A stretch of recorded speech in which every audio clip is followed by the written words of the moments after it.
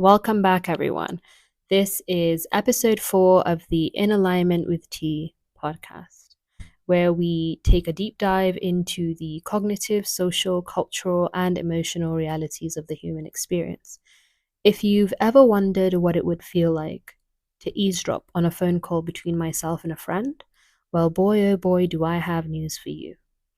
In this 2-hour episode, Tarik and I talk about love, passion, hopes, and dreams for the future. So before we begin, tune the world out. Find somewhere quiet, either whilst you do your spring clean, on your drive to work, or an evening walk. And then you press play. I will warn you though, this will be a very soothing listen. Enjoy. Tarik. Yes. So you have, for some reason, given me a reason to think about this particular topic of fulfillment in a completely different way. Because if I was asked about fulfillment, I'd probably think of purpose, career path, I don't know, children, something along those lines. But I would have never thought about it in the perspective that I've come to think of it in after having multiple conversations with you about this. So you said you had a plan about like what fulfillment looked like for you, and then something happened in your life recently, which changed that. Not completely, but it kind of shifted or changed the list of things that you had when it came to fulfillment. So before we get to that particular thing, I'd like to ask you a few questions. Okay. So when do you feel a sense of purpose or meaning in your life? That's actually a very deep question. It is. When do I feel a sense of purpose? Yeah. Like what gives you that feeling? It could be multiple different things. Well, I mean, the grind. Right. The daily grind, basically. Because you have like set goals. Yeah. Short-term goals, long-term goals. Mm-hmm. So certain factors don't make you achieve those things in the time frame you probably envisioned yourself achieving them. But then waking up daily to know, okay, you're working towards, things like that. Yeah, that's for me. Yeah. That is. And what are those things for you? Yeah. Like life goals, your work, career, family, things like that. Yeah. Okay. What activities and pursuits make you feel most alive? Well, so in a way, my life goals and career path is kind of intertwined with fun and hobbies for me. Okay. As an athlete, yeah. Yeah. So everything I do, which is work, is fun for me. Fair enough. Yeah. So working out, banging gym, training, things like that. So everything's like, yeah. So that's it for me. Interesting. Because I kind of feel the same way about this podcast, to be honest. Like, it's like so for me, I've done a 9 to 5, and it's kind of like I get to work and I'm like, oh my God, I have to do all this stuff. But like once it's 5 p.m., don't ask me for anything. Whereas like for this, I could like wake up straight out of bed, roll over, and just start editing because I enjoy it. Right. If it was anything else, I probably wouldn't feel that way. So I get that. It is even like with typical guys who do sports for like leisure. You could have to maybe like work at 7 a.m. and it's like you don't want to get up, but it's like football on Saturday mornings, like 6. Everybody wakes up on time because it's what you want to do. Exactly. Yeah. So, if you could set out your core values in 5 things. Okay, let me give you 3. If you could set out your core values in 3 things, what would it be? Core values. Yeah. And 3 is short. Then 5. Go ahead. I was trying to make it easier for you. Nah, pick it out. It makes it difficult because I didn't have to like pick out a top 3. 5 then. Okay, 5 in no order: empathy, respect, fear of God,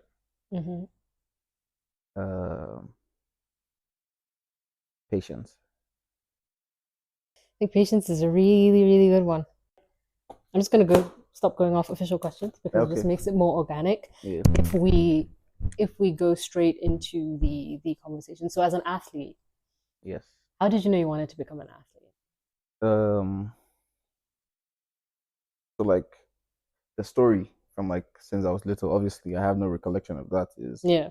I started crawling, Mhm. chasing after a ball. Mhm. My first word Mhm. was, well, it wasn't ball Mhm. because I couldn't say ball. I called it Yeah. goal. How old were you then? I was a baby. Like That was actually 2, my first. No, 1? before I was speaking at 2. I was speaking like I was a chatterbox. So by like 1, Yeah, one 1, pre-1, like maybe 3-1, a few yeah. months, like 11. Yeah. Mhm. So yeah, goal was like my first word. Mhm. And then growing up, it's like I just enjoyed football generally. Yeah. And then the good thing is my mom noticed, so Mhm. she put me in an academy, Pepsi Football Academy. I was like 5. So since 5, so now Yeah, it's I've been in been. like, academy, youth team, Mhm. playing until all the way to like professional level. So Yeah. I've just been in the system. So even with like, obviously you have to go to school and I was have just like about to other crack a things joke. and whatever. If somebody just took a snippet and was like, "I've been in the system," everyone's gonna think it's like the Jail, yeah. school to prison pipeline. Yeah. No, none of Yeah. that. None of that. The football system. Law abiding citizen, yeah. Yeah. But yeah, Mhm. so obviously you have to go to school. Yeah. Then uni, you have to start thinking of, okay, do this, do that. Mhm. And the way life is, nothing like it's a straight line. Things might delay, so you have to start Mhm. looking at other things as well. Yeah. Like, you can't just put all your eggs in one basket. So Mhm. yeah, there's always been like, It's it's always always been your been there. thing. Yeah. It's always been in the spirit. So, aside football, what else would you consider to be very important to you? Family. I mean, the way the world is right now, Yeah. there's a lot more pressure on people now than there was, say, 10, 15 years ago. What kind of pressure are you talking Pressure about? to succeed in everything and anything. Mm. People used to like more or less take their time Mhm. back then, but now it's like the way the world is going, it's like, just you got to do this, you got to do that. That's You why a lot of young do. people Mhm. like, get into crime and some other things. But yeah, for like Yeah. work and career, like, to make money basically, because right now Yeah. the world, obviously the world revolves around money. So World rolls around money. everybody's like under pressure too, Oh especially yeah. for people in like, their 20s, early mid 20s, late Most 20s. definitely. Yeah. So yeah. But then for me, why I said life is short is family is very, very important. I would Family is like very I would have important. liked to have something as early as possible, because Yeah. you just never You know. want a baby? I don't know. I mean, it's not like I just want to have a baby out of thin air. But yeah. Yeah. No, I get it. I get it. I think for a lot of young people, that's definitely for the people who do want that, Yeah. or for the people who do want to eventually have a family. I mean, you're a baby whisperer. So the You can say that. I yeah, the mean, yeah, babies, there's evidence. yeah, the babies like Tarik. I guess when you say family, you're talking about the family that you have now, but like the family that you also would want to create eventually. Exactly. Yeah. Yeah. As a young millennial, how's that going? Gen Z, please. Yeah. Okay. No, I'm Whatever. just joking. But I Yeah. mean, like, well, my current immediate family, Mhm. like everything is, Yeah. blessed, alhamdulillah, like everything is good. Mhm. Mom is healthy. The rest of the family, everybody's like, Mhm. fine. Alhamdulillah. Yeah. So, Yeah. but then, it's not great. The streets, the streets are No, not doing that great. well, Yeah. yeah, I'm on the You're streets. on the sidewalk. I wouldn't even say I'm on the sidewalk, Mm. but it's like I'm in a building that has a balcony, Mm. and I'm on the balcony. I can see the streets. Like I'm just looking. You know what? I kind of can relate, so I get it. Yeah. Yeah. Like You're I'm not just engaging, but you're no, I'm like, not engaged. I'm just entertained, but like everything that's going on out there with like people around me, maybe yeah. like or people on the internet. And that's about it. Yeah, I'd say even more so like to be honest, actually both. I think there's a balance between both. Yeah. Like the people on the streets and then like the people in your real life and what's going on with them. Yeah. So yeah, it's are you optimistic? About life in the streets. Not in the streets. But like life in like when thinking about getting to that goal, right? And looking at the from the balcony and looking at everybody else, basically watching the masses, right? And what they're up to in their relationships, in their marriages, what's happening in pop culture. Does it make you feel optimistic? So generally, like with life, I'm a very, Yeah. very optimistic person. Mm. But in this particular like situation or like conversation. Yeah. I'm not a pessimist, but with like my personal experiences, like I don't know, man. Would you consider yourself jaded? I am. Yeah. I think here's the funny thing. I think women are like more offended by being called jaded, whereas like men admit it like 10 times, like I am, I am jaded. Well, yeah. There's no shame in it. Like there's there's no shame. It's what it is. Like I always feel like it's not how other people conduct themselves is not your responsibility. Yeah, it's an experience, right? Yeah. So you're not responsible for how other people act towards you. It's just an acceptance of your surroundings. That's a good way to put it. And I'm guessing that jadedness came from like your experience within Nigeria. Did Lagos do this to you? Funny is I actually haven't really like you speak to them, talk to them. Of course, it's the craziest things happen in the getting to know process. Exactly. Yeah. And then sometimes, well, very few times. Yeah. Or the 1 or 2 times, you probably find yourself in like a situationship where it's like you've been talking, but it's like for so long. Yeah. It's not really a relationship per se, but and then things happen, and those things, scary. But then again, the things you see, you still notice, like from the balcony, still looking outside, things like that can make you say, okay. Yeah, this might not be. No, see, in all honesty, I think the reason why I don't have many rebuttals for this is because I kind of agree. Yeah. Some interesting things happen that make you feel somewhat discouraged sometimes because it's like this can't be it. this can't be what's available. So I definitely understand that. Especially in the city, like from Lagos. No, you guys have a different thing. Or well, I mean, I don't like claim to be a Lagos person per se. But that's where like you've seen the most crazy. Crazy in Lagos, no, it's different in Lagos, man. Lagos is a wild ass place. Lagos is the definition of, and I think with everything, but most definitely relationships, it's a dog eat dog world. Like, exactly, everyone is just trying to get like one up on the next man. It's rare to find a genuine connection, I guess, in a place like Lagos. So would you say that, considering the fact that like family is very important to you, and the main focus here is about finding fulfillment. Yeah. So, and on that path of finding fulfillment for you would be having a family. Would you say that although you've been in situations where you've lost hope, that you've managed to have that feeling revived within you? Yes. 1000%, yes. Yeah. And it's like in the funniest way possible. I think I was here in Abuja, right? In this house, 2022. Yeah. In this house, and I used to have conversations with Safa, and and it's like every time I always shy away from the whole talk of like marriage or whatever. I'm always like, nah, I don't see myself, like if it happens, then it's gonna be like a very long time from like from then. Like marriage is not something that but then that same year, like it just changed. I just like something changed it. Like, oh, okay, yeah. Something changed it, or someone? I mean, it's kind of like the same thing, no? Someone changed it, but something changed within you. Yeah, exactly. Yeah, that's what it is. So someone made something change within you. You know why I think that's really interesting? Because I feel like it was that same year. I remember you saying something about like losing hope. I remember you saying something because you had. That was probably 2021, maybe. No, it's 2022. Same year, I swear. Oh, okay. Same year. You. I think something happened, and I think it was definitely a more Lagos directed thing, and you were like, nah. Yeah, marriages, man, scary. Yeah. So then this happens later on in that same year, and then you meet this person. Yeah. Something changes within you, and now you're like, this is it. Would you say you know the exact moment that happened? Say again? Would you say you know the exact moment that happened? Actually, I do. I know the date. Do I? No, I don't know the date. But like, I don't know. It was like mid-conversation. It just like clicked for you. Yeah.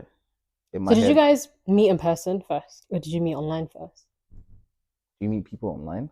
No. You and this particular person. Yeah. Did you meet first in person, or did you meet online? Oh, we met online. Yeah. Yeah.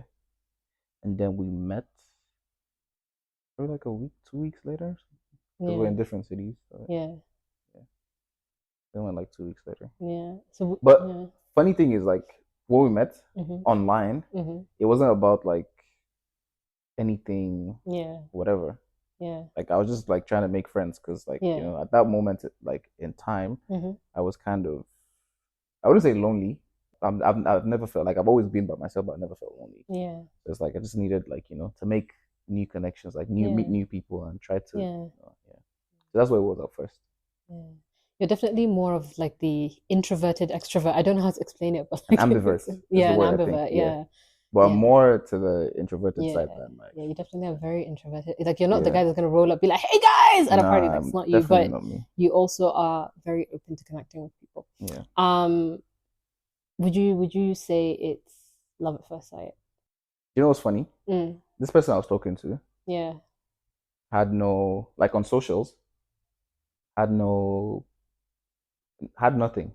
No picture, nothing, whatever. Yeah. And wait, no picture, but she had a profile picture. Yeah, obviously she had a profile picture. Yeah, she had a profile. So it was just like, I know, like, when we started talking, probably the first week, I probably made a little joke about like, oh, you don't, post nothing or whatever, or kind of, in a way, like, just, Yeah. And then she did post on her story. Okay, she's actually like, even like finer than you thought she was. No, well, she had a profile picture, and it was just a picture. But then she posted a video of herself. Yeah, it's different when you see someone in a picture and when you see them like, in a video. Oh, okay. I mean, you're good looking. But still, at that moment, it was still like, everything's like, oh, she's a fine. Like, I'm just, she's fine. Yeah, it's being a guy. You're not being a guy. Like, I'm just, yeah. You're just appreciating it. Like, yeah, that's all. Nice. Yeah. But there was never like any. Yeah. Yeah. This is beginning to take a turn. Yeah. So it creeped up on you. No, it's okay. We can keep going. Okay. Yeah. So yeah, that's what it was. Yeah. And then she posted on her story because I think kind of mentioned it. Yeah. Or manipulated her maybe in a way to post. And then she knew exactly what she was doing. So man now. Yeah, she did. Yeah, she did actually. Yeah, of course. And then we. It's like, wait, buckle up. No, we're good. Yeah. Okay. So yeah, we met like, I think because she was on vacation somewhere or whatever. Yeah. So we met like a week after or 2 weeks. I can't even remember. It's like, oh yeah, let's hang out, let's do this. And wait, what's your question again? Because I feel like now I'm just telling tales. The question was, how did it happen? Oh, how did it happen? Okay, that's how it happened. Yeah. So yeah, we met up at this restaurant. I was supposed to go somewhere else. It was called Beirut. I can actually remember. It was called Beirut. And so I think something was wrong with Beirut. It was probably not, because they got there before me. It was probably not to the level they expected it to be, or it was under renovation, one of those two things. So next to Beirut is a place called Hookah. Like, oh, I was already on my way. She was like, oh, there's Hookah next to Beirut, whatever. So yeah. So I get off my Uber, and I could already see them because they were waiting like outside the place. Yeah. And I just saw her. She was with her friend, and she was standout. Like, she didn't see me. Like, I saw them like for like 2 minutes before they, before I walked to them. She was standout, like different view, just tall-ish, and yeah, it was just, yeah, it's different. It was great. Yeah, it was great. It was different. Would you say it was like love at first sight? Honestly, I wouldn't say it was, because it takes a lot for one to fall in love. But it was like, well, not love at first sight, because I think we tend to over. Yeah. But like a wow at first sight. I was wowed already when she posted a story. I'm not even gonna lie. That's what I'm saying. That's why I was like, Tarik, you're like, yeah, she's fine. And I find out. No, but the thing is, like, when I saw her in person, like, I didn't know she was that tall. Yeah. Well, you're tall. So. Yeah, I am, but like, I didn't know she was that tall. Fair enough. And to be honest, you've showed me she doesn't seem like a tall person in the picture. Yeah, she's like 5'8". Yeah, that's kind of tall for a girl. Yeah, for a girl, that's tall. That's like when you start to say, oh, she's tall. Yeah. Me personally, I don't even like tall women. Not like I don't like tall women. Yeah. I just, from what you're used to, they're usually smaller build. Yeah, smaller build. But I think but here's the thing. I think when it comes to genuinely connecting with somebody, it's very interesting. Sometimes it's usually somebody that you wouldn't usually have, or someone who falls different to what you'd usually go for. Yeah, but good for you. It's not like you're a short guy. She's still relatively tall. No, I'm So talking right here. In case anybody's wondering, I could stand up right now. Don't answer him. Don't listen to him. Yeah. But yeah, that's what it was. She was with her friend. Her friend is also an amazing person as well. Yeah. Even though it's like, I don't know why I always you know how I am. I make fun of people, like, not make fun of, but like I always joke about certain things. Joke, yeah. So it's like a contrast, their heights, like, Yeah. But she's really nice. But you know what's so funny? Person. With female friendships, a lot of the time, there's always a taller one. Yeah, okay, yeah. So there's always a taller one. So yeah, they're best friends, almost like sisters. Yeah. She's also a very, very amazing girl. So yeah. Yeah. They're like, we had dinner. It was a nice little vibe. And then, oh yeah, I went back to theirs after that. I remember, because the night was still young. It was like 9 when we left or whatever. It was 7 to 9 p.m. or 10. So I went back to theirs. I couldn't eat, actually. Conversation was so good, I couldn't eat my food. You couldn't eat because the conversation was good, or you couldn't eat because you were nervous? No, I wasn't nervous. I mean, although I say I'm me, but like, Tarik, please. I'm actually a very shy person. Tarik, this shy thing that you say, I don't believe. So no, so the shyness is not like shy and not confident. Yeah. I am shy. I tend to have social anxiety sometimes. Yeah. But I am a very, very confident person. So confident, people think I'm like cocky, arrogant, proud. To be honest, come to think of it, I can relate. So I'm not really going to like, I'm shy, but people would say I'm not. No, I'm actually a genuinely shy person. Yeah, fair enough. But like once I get comfortable, yeah. Absolute retard mode. No, I can't. But obviously, like, it's like I can't just go out, like, meet you for the first time, then, no, like, of course, emitting low confidence or whatever. It's like, no. Regardless, like, whatever the motive. It's like you can still be self-assured and shy. Yeah. There's no correlation between being shy and having absolutely low confidence. I think you can be self-assured and yet a bit more reserved. So. And then I love pasta, so I would have eaten my food regardless. Yeah. But then conversation was actually so good. So, conversation was so good you didn't eat. That's nice. Looking at fulfillment, because when we think of fulfillment, it's like a complete life, a life that you're contented by. So can you list out what a content life? For me? Yeah, looks like. Because for everybody it's different. So right from time, or I would say this is probably generalized for a lot of Nigerian people in my age group, or generally Nigerian men. So the way we're wired, or the environment we find ourselves in, is like, for you to live at that stage of your life where it's like everything is like aligned, family, work. Yeah. So you have to like work your ass off. Like, can I say ass? Yeah. Okay. But yeah. Work, make certain kind of bank, like, have serious money in your bank. Well, you don't have to have like, but you have to be stable. You have to be stable, basically. Stability. Yeah. In Nigeria, stability is like having your own house that you own. Yeah. So, you have to have serious money to have that right now. I don't know if we have mortgages in this country. We do not. It does not exist. No. We have to own it. We have mortgage banks, but they use those. Let's not get into that. But yeah, so everything is like upfront cash. Either you're buying or you're building, So you need to have serious money for that. Yeah. So that's when you do that. Because I'm more about being stable and comfortable by myself before you able to cater for somebody else, and then children, because life is short, like I said. At any point in time you can drop dead, and then you don't want to leave people behind. You don't want to live paycheck to paycheck when you have a family. Yeah, makes sense. So here's the thing, and I always admit this, right, because I think a lot of the time modern women may not want to do that, and this might seem controversial. That is the one reason why I'm like, I'm kind of glad I'm not a guy. Because I think as a woman, even if you have your responsibilities, it's rare, unless like, let's say you're like a firstborn daughter or something. So here's the honest truth here. Yeah. What I think is, I appreciate a woman who's obviously like, in the same self-sufficient, of course. Yeah, exactly. Yeah. But at the end of the day, you still feel responsible. The pressures are not really the same. And even if we were together, if we were together and you were like self-sufficient, being a Nigerian and Arab man, you have no choice. Exactly. It's like that's like, it is responsibility is like your core, whatever. Your responsibility is your core thing. I don't think we do that. We don't do I don't think any Nigerian man at this point in time, or maybe if he doesn't live here, but I think even if he does, would ever conceptualize marriage and be like, yeah, she's going to pay all the bills. We're going to go 50-50. he still feels the need to be I know there's a responsible. lot of conversations about 50-50 online, but it's just people in the same age grade who are actually no real life experience with all this shit. Just Of chat about this course, shit. please. But in real life, In shit real like that life, doesn't happen. no, it doesn't.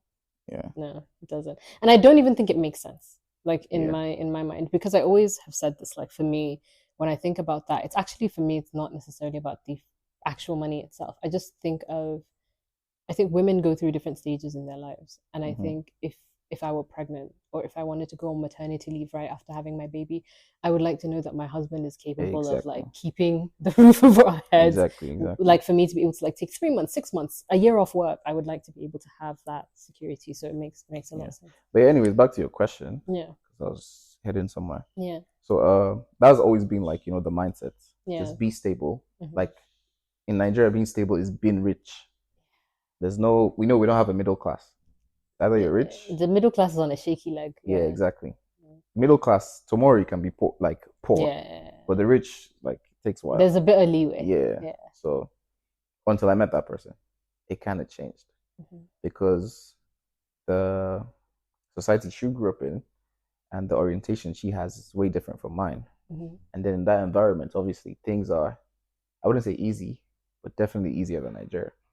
Because in a place where obviously you can get a mortgage, to get a house, you can earn decent amounts from working whatever job that can take care of, So your mind isn't completely on the hustle. Right? Exactly. Yeah. So it kind of like just tweaked my felt less pressure. I mean, obviously, like when I started to think about a life with this person, eventually, I was like, okay, if my own way doesn't work, hers can. Yeah, exactly. So like, okay, so that's like less pressure, or like a backup in a way, like a plan B. So basically, somebody that gave you options, right? Like not that she gave you options, but a life with her gave you options that didn't feel so rigid like what you were used to. Exactly. So like things like that, So yeah, back to the previous question about how it happened. So yeah, one of the things. Yeah. So apart from the life itself, because I think I've definitely understood the concept of meeting someone and they fit a mold. But I think when I speak to you about her, I don't think it's about her fitting a mold at all. She just was right. So what exactly about her made her fit into your fulfillment journey? We were very similar in the most different way.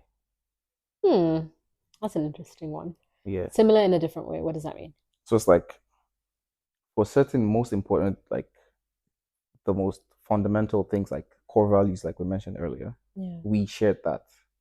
And then for different outlooks in life, some other things, it's different. But it's not the kind of difference that puts a wall between people, but the kind of difference that's like, not so sure about this. It's the kind where like, oh, okay, like I see why you feel that way, or why you see things this way, and I feel this way about this thing. But at the same time, it's not just about respecting your opinion or like your view on it. I'm willing to like, So would you? If anything, I can drop mine and like, take your own, like, So she taught you something new. Yeah. Would you say Yeah. She taught you. It was both ways. Both ways. Yeah. Yeah. Interesting. So it was that. Yeah. So like obviously a lot of women in the society that I've stayed in for the longest, are not teachable. At the same time, they don't also teach you things either. They're not. They don't bring so much value. So here's the thing. I don't think you're the only person who's had that perspective about Nigeria. It's very like people are very status quo. Honestly, it's not only Nigeria. Yeah. It's like, across the board. I'm just saying people I've encountered. There are obviously a lot of high value women, even in Nigeria, obviously, But here's the thing, high value is subjective. Because to some person, high value is somebody they learn nothing from and who learns nothing from them and they're perfectly fine with it. It just depends for madness. Them. Right? No, but for some people, that's what works for them. Because here's the thing. I mean, value is subjective. Value is subjective. Because for some people, I've heard people say, because I think for you, connecting with this person was like part of your journey with them and what made them so special to you. But I've and I think the reason why I brought that up is because I've had conversations with people who would say to me, and even as friends, or even as somebody like I was trying to get to know in a serious way, would always be like, oh, I'm having this conversation with you, but I've never had this conversation with somebody else before. And usually it's because most people don't really want to learn new things. They're not interested in new things a lot of the time. So that's why I was like, oh, I guess not a lot of people are teachable. They're very comfortable with things as they are. Also, one of the good things, like being from different backgrounds and I would say different nationalities. Yeah. So I'm Nigerian Egyptian, and the person is of different ethnicity. Well, yeah, just similar, but not the same. But not the same, yeah. So we have like a little. The part of myself I'm trying to connect to is the part of her that's like sort of dominant.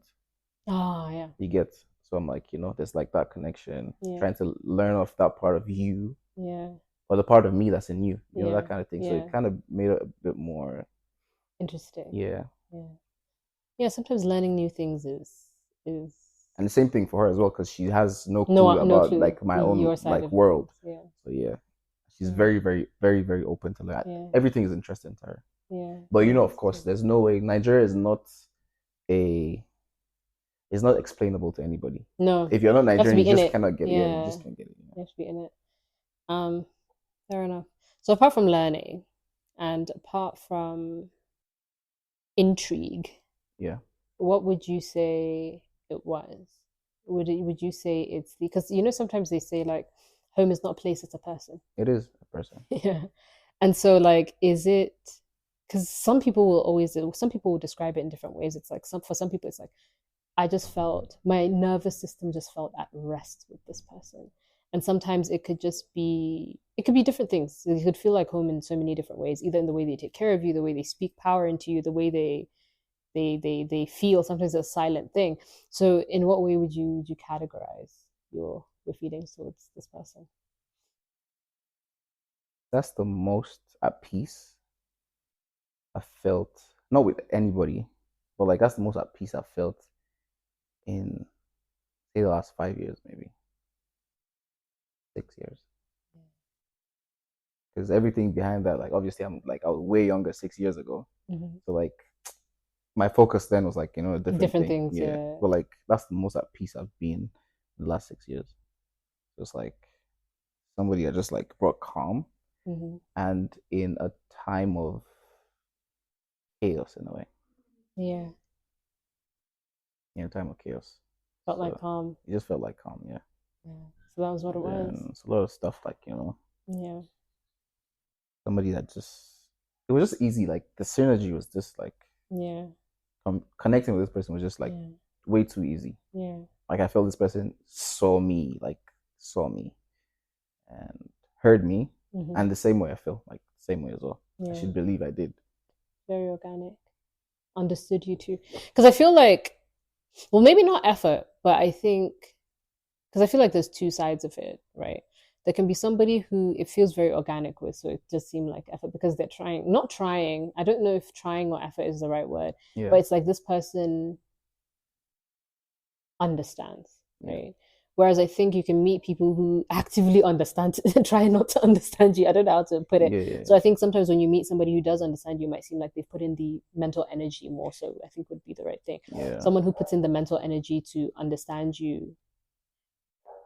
Whereas I feel some people would actively try not to understand you or to create issues where there aren't any.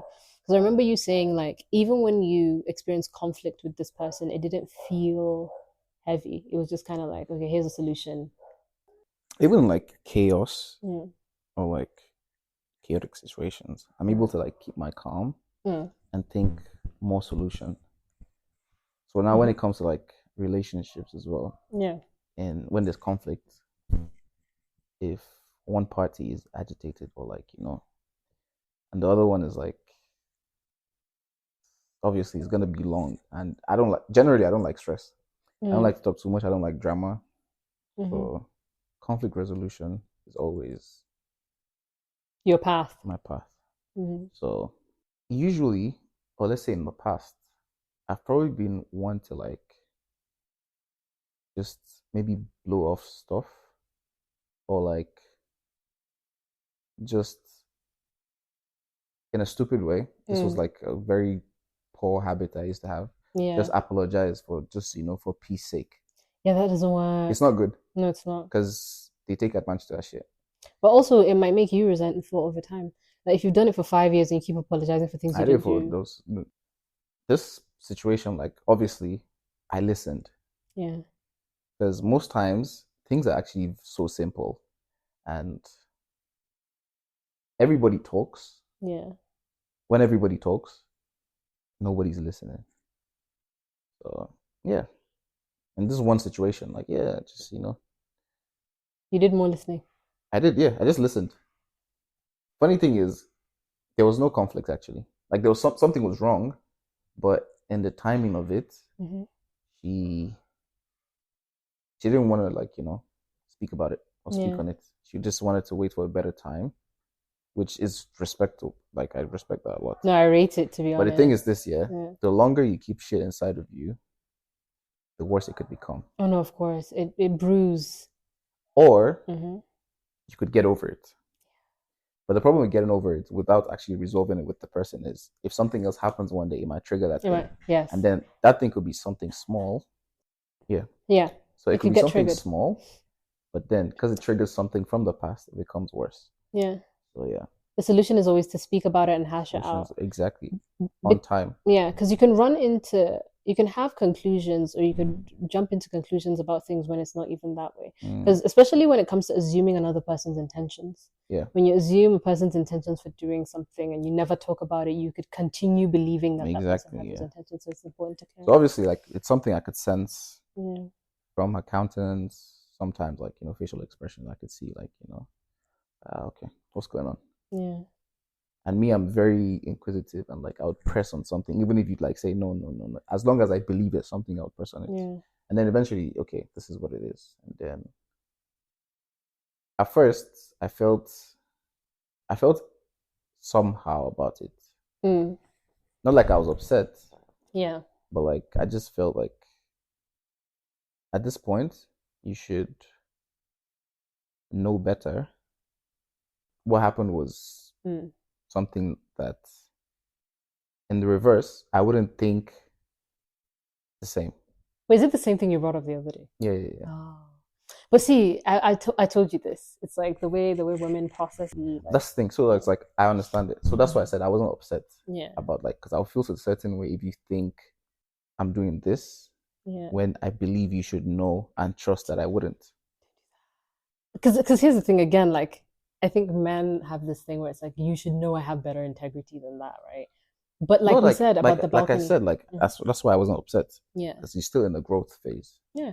And also the same way you were on the balcony, she probably was also on the balcony watching and oh yeah, actually, true. Yeah. So it's if it's like 5 years down the line or whatever, no, I would get upset. Because like yes, you should know me by now. Yeah. But then so it's like, okay, fine. So this is what it is. Clearly, like, okay. That's not what you think it is, and and that's it. Problem solved. At the same time, not just solved, I've taken notes to never do it again. Of not doing it again, but like I've taken note of something that she doesn't feel she feels a certain way about. Yeah. Because the thing is, even if I tell you now that this is what it is, if I do the same thing again with the same intent, which is nothing behind, she might still feel a certain way. Yeah. So I just like, okay, just. Yeah. It's good that you understood. I always say this thing is like intent doesn't equal impact. Just because you don't intend to hurt someone doesn't mean what you do doesn't become hurtful. Fair enough. What do you think is the main reason why you're not there anymore right now? Nowhere. Like in that relationship. Oh. What I think is the main reason? What is the main reason? Distance. I mean, distance is not really like the factor itself. Yeah. But that's what caused little things, which is understandable. Yeah. And quite frankly, like it's hard to accept. Yeah. But it is understandable. Yeah. And in a way, respectable, because if you clear yourself out of the emotions and the fog that the emotions would bring, and logically process things and look at the bigger picture, makes a lot of sense. So distance is it. So when you look at the bigger picture of your life, I guess this would have to be like you really taking the time to envision it. But if you look at the bigger picture of your life, what makes, apart from understanding, so apart from attraction, understanding, being at peace, when you look at your bigger picture of fulfillment, why does this person fit into that better than anybody else you could think of?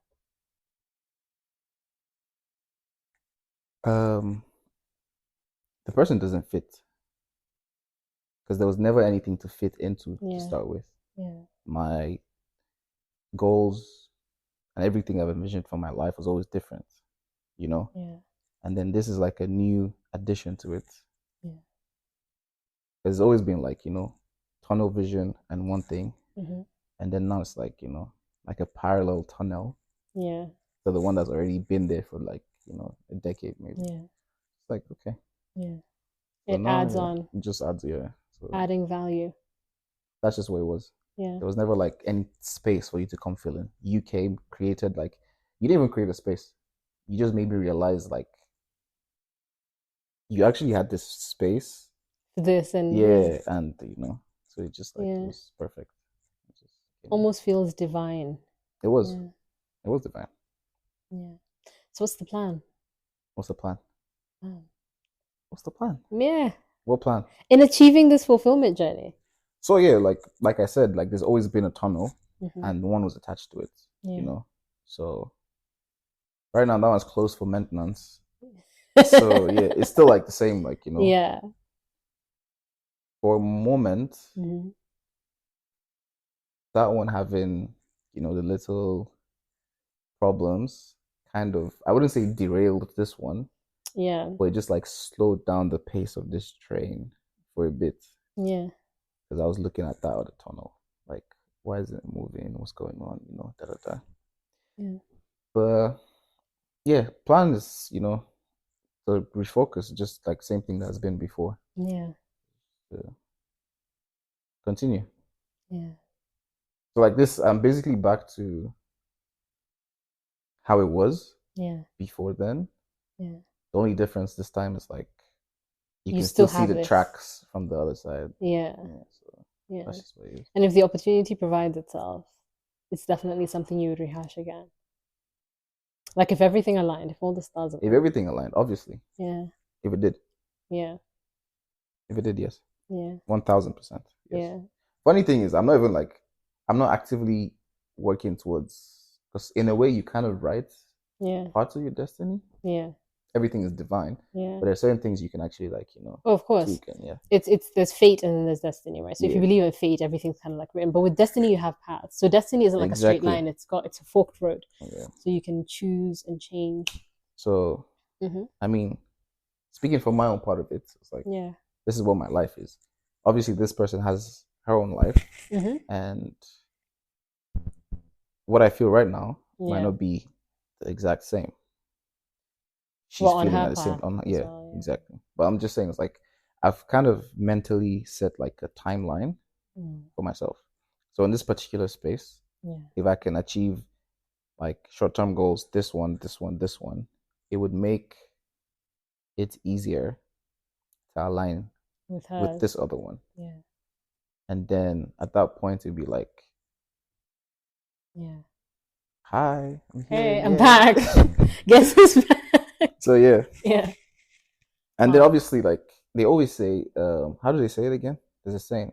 It's never like you never find the same person twice. I mean the same person twice, something like that. You don't find the same person and the same person twice. People evolve and people change. That's the thing. Does that scare you? It is scary. Very, very scary. But the crazy thing is you could actually find better. No, of course. So I always have this belief, and I don't know if it's like the very core Muslim in me, but there's this when God diverts you from certain things, it's usually because there's something better for you. Something better for you, or it's not the right time. It's not the right time. Yes. So I genuinely do believe that like if something doesn't work out, and it gives you peace, like mental peace. If something doesn't work out, it's either because the time is wrong, or it's not meant for you, or there's something better. So there's something better. Sorry to cut you. Something better. How do I say it? Could be a better version of that same person. Yeah, it could be. Yeah. But if like it's a different person, better than that, it wouldn't work with me. It would be too good to be true. You wouldn't believe it? I wouldn't believe it, no. Your paranoia wouldn't allow it? It wouldn't. It's not, like, I don't think it's humanly possible to be better than that. That's a beautiful thing. I don't think it is. That's honestly. So it's like, I'm doing all this. But yeah. But what if you're like you're putting out bad energy for yourself into the cosmos? No, I'm not. Yeah? I'm not. You feel like this is it for me. I don't even need it to be better. Like, this is it. This is the final destination for me. So it's like, I love everything good for myself. Yeah. And everybody that's around me. Yeah. You know, I wish everybody good, you know. But as great a guy that I think I am, and as self-aware as I am, it just feels like this person was probably like too good for me.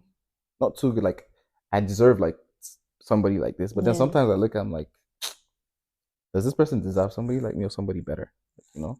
Yeah.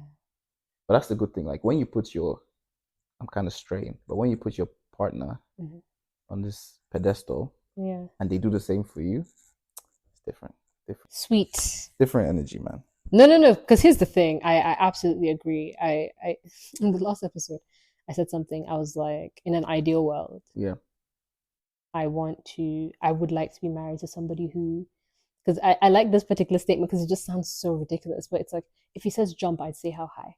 And I say that not because like I want to be like a fool in love, but it's because I want him to feel that same way about me. Exactly. That's what it is. Yeah, like you want you want a relationship that doesn't feel like it's draining you, but you also don't want to feel like you're draining the other person. Like there's such a balance. You're never uncomfortable because it's like, you know what value they add and they know what value you add, and you're very happy to be there. Exactly. So no, I definitely understand that. But yeah, maybe it's a timing thing. Yeah. But I also feel like it's not even just also about the person, because this is going to sound so morbid, and it's not related, but it kind of is. It's relevant, I think. So I know a story of someone who was getting ready to get married, and he met this girl and he really loved her, and they were getting ready to get married, and then he found out that she had somebody else in mind as well. Yeah. Oh wait, the story's not done. So she finds out that she had somebody else in mind. So he moves on. He decides to move on and he lets it go. Not long, because he loved her. Not long after this whole thing happened, she and her whole family die in a car accident. Now, as messed up as this is, and as heartbreaking as it might be for him, by the time that she had passed away, I think he had found somebody new. And like, as messed up as it might sound, God was protecting him from that heartbreak. For him to find out. Imagine if he didn't know she had somebody else in the picture and she died, and he had to deal with like the love of my life just passed. But he had already experienced she found somebody else there, right? And I feel like that softens the blow, if that makes any sense, in a way. But then I don't know how men love, so like, you get it when she passes away. You know how I was joking about if I can't have her, God can have her? Yeah. Now hearing this, that joke isn't funny anymore. Oh, shit. Yeah. No, like, no, I'm just saying, like, it's not, shit, that's sad. Yeah. So, but maybe that's why you shouldn't say that. Yeah, obviously. Yeah. No, it's just a joke now. Come on. You know, like, because he maybe said something like that, you know. But yeah, she was going to marry somebody else, and then God just took her. I don't wish death on nobody. Yeah. I think what I meant by that was his heart would be broken, no doubt. Shattered. But I think there's a difference in the level of heartbreak when you're in love and then when you've already started the process of moving on. Yeah. Yeah. So I think I think it softens the blow. And also imagine if he married her and she was his wife and then died. Bruh. You know, there's a difference, is what I'm saying. Like, it's one thing to know, okay, I love this person, and then moving on with this other person. But it's one thing to know I married her, we made it across the finish line, and then she's gone. So I'm saying God was protecting him from in a way, maybe, yeah. So that's the way that I like to look at life. Because if you look at life as I lost this, I lost that, I don't really think people will cope well. So maybe it's a coping mechanism, but it works for me, and so I'm going with it, I think. And I still do believe that whole thing of like, if it's Rejection is defined protection. If it's not working, it's because it's not the best for you. Something better might come, or it's the wrong time. I guess then we move on to, so if you didn't see yourself settling down, and I guess you would also say that, like, because I know you're a baby whisperer, but if you didn't see yourself settling down, does that mean that you didn't see yourself having kids? Oh no, like I've always like, but like kids, like, essential. Like Yeah. I have to have kids. Yeah. I mean, I hope that I have kids. I get that have to have thing though. Yeah, but I hope that I have kids. Yeah. I really pray that I do. Mm-hmm. So yeah, well, obviously for me to want to have that, but the way the world is, I need it to be in a safe, stable environment where there's like, love and two understanding heads. and two heads. Yeah. Yeah, because if you had like a single parent, like, say like a baby mama or some shit like that, Nah, that's messy. like, no, that's too long, but still, like, you can pour all the love into that child and they'll be fine. It's different when they actually by themselves learn love from what they see their parents, yeah, of course, do like their no, it's day-to-day always life and better. whatever. Yeah, See, the truth exactly. is, having two people who get each other, who understand each other, who pour Yeah. into each other, raise children beautiful. That's the safest yeah. environment you can make for them. Yeah. So yeah. No, most definitely. No, I always say that. I think because I think if we sat down and fleshed out Nigerian marriages, we'd be here for days. Yeah. But I think, and it's not always that they happen to be like the healthiest environments. But I think for me, whenever I'm asked like, "Oh, settle down," I'm like, I want peace. And it's not even just about myself when I think about picking a partner, but it's also about the kids that I produce, because they will watch you and learn everything. Yeah, exactly. Character, integrity, love. They will watch it and they will see it through you. And if your relationship doesn't reflect that in the long run, it could cause so much damage that you have no idea. So I think it's definitely really important to choose wisely, not just for selfish reasons, but for the children you bring into the world. Exactly, true. So would you say that you definitely saw this person as a mother? 1000%, yes. Yeah. So funny thing is, like, I think before, like, the whole idea of, I think I probably joked about it once. Yeah. I was like, bro, I want to have your kids. Yeah, like, it's funny, but like, yeah, when with this question now, yeah, definitely 1000%. Yeah. I think that's a really big compliment. If I could get pregnant, yeah, definitely, like, you do it. My legs are like this. But yeah. No, and I think I think a lot of the times when people have this like list of things, right, or they think it's like, but sometimes it's really looking at somebody and be like, raising kids with this person would be dope. I feel like it would be like the best thing ever. Yeah. So easy. Yeah. Or even just looking at someone and be like, I want my kid to be like this person. She's very strict. Yeah. She's very with me, like I could be, I am, but like I could be more loose with them, whatever. I feel like there's a perfect balance. So like with so many different things, it's like perfect balance. And then we kind of had this similar goals about growth, like ourselves. Yeah, so many things spiritually, mentally, So like if you have that for yourself at this age, then this is somebody that, like, obviously with younger people who have no self-awareness or what a direction or whatever it'll be. Yeah, I appreciate mature young people who have goals, because some people kind of like are all over the place for a very long time. Yeah. I guess it's more like a free-flowing conversation. Oh yeah, it is. This is not like it's not structured. It's not that structured. But I prefer it when it's not that structured. Actually, no, that's like this genuine, like Like, actually, sometimes you know what it was, because the conversation we had a few days ago when we decided to just go ahead with this. Yeah. When we were talking, because I think sometimes even like the more raw and authentic version is always better. But I think on that day, I don't know what came over you, but you were just like expressing yourself, and I was like, oh, this is so adorable. So funny thing is, like, I don't know,